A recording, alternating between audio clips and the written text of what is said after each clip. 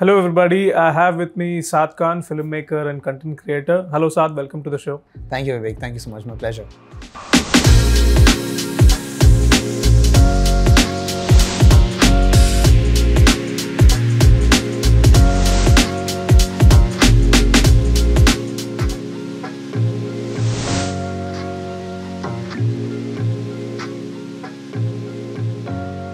Saad, when I saw the trailer of this web series, the first question that came into my mind was you already have a character that's very popular, and then a movie is made out of it.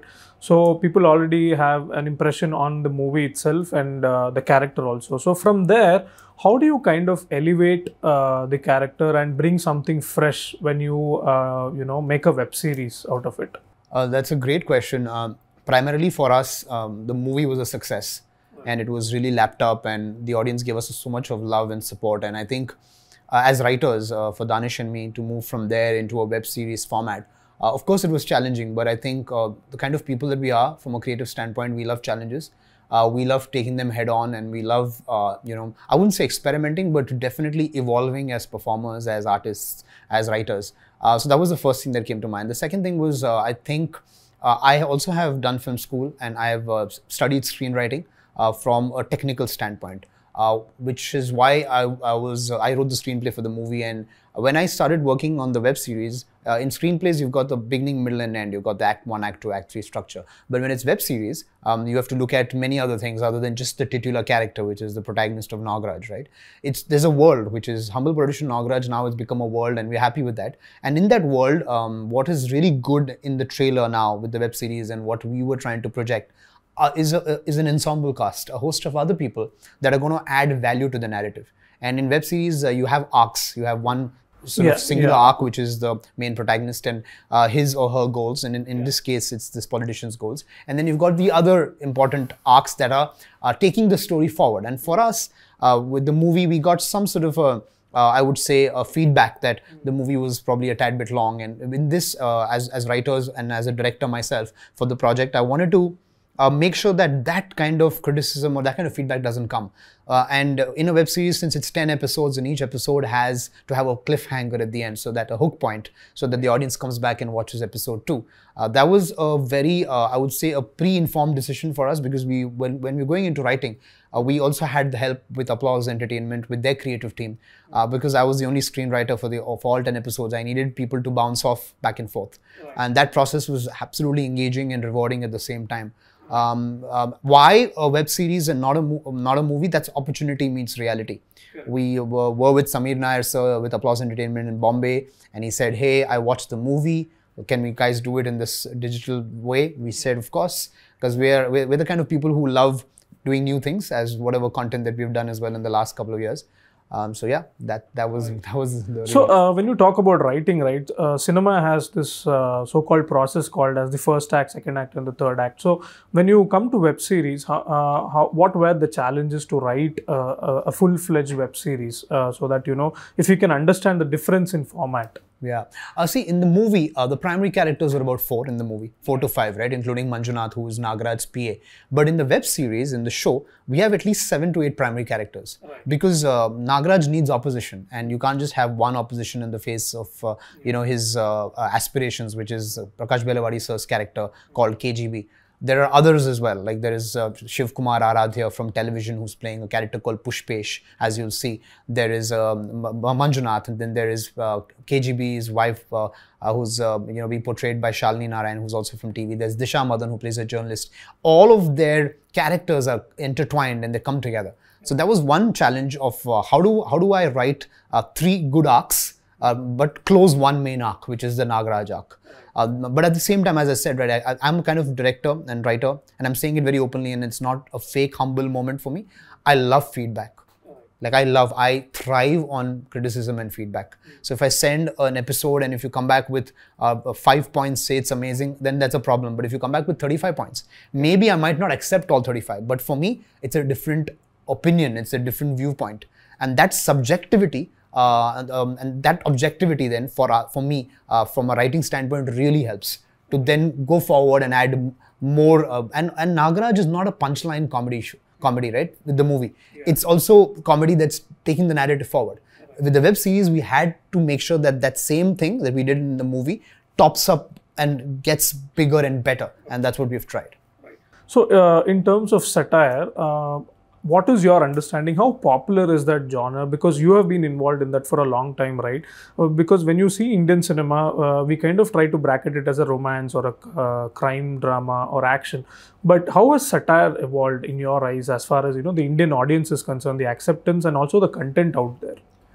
There is so many different subcategories in humor, right? There is slapstick, there is, there's quirky, there is dark humor, there is, what they say, black humor, there's farce, there's, for me, when I look at Nagaraj as a piece of content, whether it's a movie or the web series, for me, it's entertainment comedy.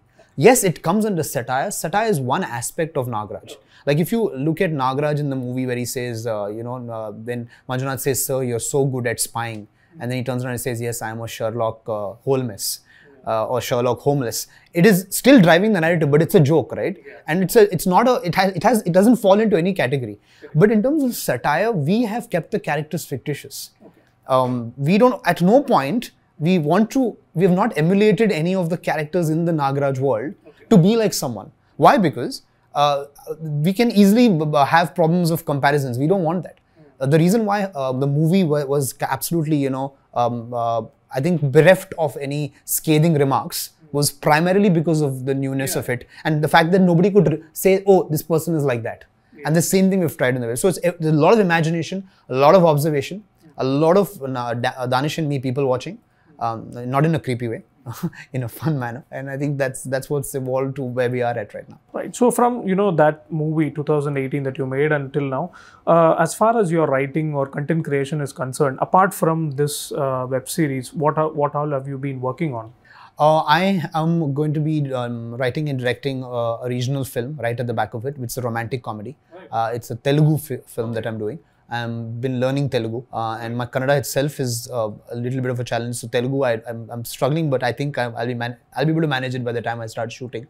And other than that, I have 2 web series that are in development because my company First Action also executed Humble on the ground level with applause. So we are affiliated to Rainshine Entertainment. So we have a lot of other stuff that's happening in Bombay. But I think regional is booming. And it's such a beautiful thing to see that, right? Yeah. If someone sitting in Delhi or Bombay watches Humble Production Nagaraj web series, and they have now, and saying, "Oh, I really loved that contextually," or even though this was in Kannada but with subtitles, I loved it. That's something which I think we're really, really excited about. Because if people can watch, say, a Narcos or a Money Heist, and if they can be in Spanish, and people are absolutely taking it in, I think regional also is getting that widespread reach, and it is going to happen. I think it'll take a little bit more time, but it's going to happen.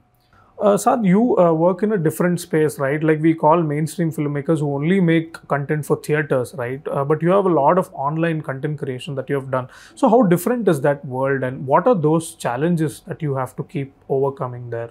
There are challenges in every domain, I feel, right? I've had the opportunity and I think the luck to have had Humble in the theaters, and then it came as the first, Kannada film on the platform. Then now we have this web series which is going to be on Voot Select, which is again, it's a carry on from the movie. I've also directed podcasts, and I think I treat content from from 3 E's that I call it. One is entertainment, one is engagement, and one is enlightenment. Right. I think if you're able to give these 3 E's to the audience, then I think somewhere someone might be enlightened, some other person might be entertained, some other person might be engaged. Right. But I don't want to do it in a preachy manner. I want to give you these 3 E's, and it's up to you how you want to take it in. And I think this, for me, is across the board, because it's not that I'm going to stop making a film for theaters. Of course I am. I mean, like just because radio came or just because TV came, radio didn't stop. Right? Radio probably became a different avenue, which is podcasts. So the same thing, I believe that theaters are obviously also going to be here. They might have more cinematic appeal to it. And now there is something called cinematic TV, which is the way web series are being shot, which is what we took care of while shooting the web series. So it doesn't look like, like locations are bad or the background is bad. We went all out with the web series. I always treat anything that I do with an understanding that if someone is going to pay and watch this, they have to like it. that's the, I'm not making it for my house or for my neighbors, right? So even for my theater days when I used to direct plays, I made my plays commercial so that people would come to a hall, finish the 1.5 hours and go back saying, oh, I didn't see just one guy in a spotlight saying lines for 3 hours. So, I mean, I think I'm following the same trajectory. I think the mediums are different. Right. So, as far as Kannada consumers are concerned in the OTT space, how much has there been a growth? Like, if now that Nagraj is coming in Kannada, what does your research say about people watching Kannada content online? Oh, it's increased tremendously. It has. Humble was one of the reasons. There was KGF. That was another reason. There was, after KGF, we've had, Avnesh Sriman Narayana. There have been so many Kannada films and there has been so much of Kannada content, French biryani for that matter, right?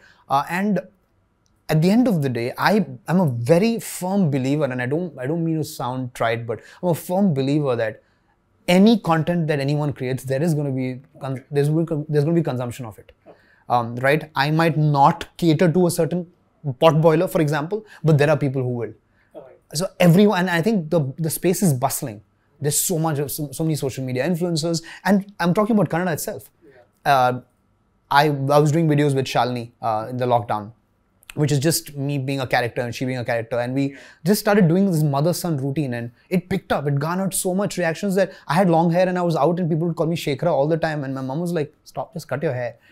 Right? And it was a great feeling because I was like, wow, it's actually, and I started reaching out to masses. With Shekhara Shamala, it was not the same Nagraj, it was a different audience. Right. It was a television audience, people who watch Big Boss. Then I started realizing that, oh my God, it's out there, and there's no real one particular thing that you can pin your finger and say, hey, okay, this works or this doesn't work. I think it's a pretty open forum now. So lastly, like you said that you don't kind of overtly want to give a message in your movies, but still, what do you expect from people who are watching Nagraj? Maybe I don't want to sound boring by saying, oh, the second one, so double the fun. I just said it, so but that's the funny part. But what I'm going to definitely say is that from the movie to the web series now, the 10 episodes, we have made sure that it's engaging. The 27-28 minutes that people would spend, they would want to come back to the other episodes, and whoever has already watched it are saying that. So that's a beautiful, refreshing thing, because only me, my editor Danish, and a couple of insiders have been watching it for 1.5 years. Only we've been watching it. So, and actually people are coming and telling me now that they've watched this. I find it so amazing that it just fills my heart, because that's exactly what we're looking forward to. So people are going to enjoy themselves. If they do take something out of it, it's up to them. But I think preachiness is very 2010. Right, great, Saad. All the best for your show. May it do well. Thank you very much, Vivek. It was lovely talking to you. Thank you. So that was Saad Khan. For more such interesting videos, please keep following Decnaral. Thank you.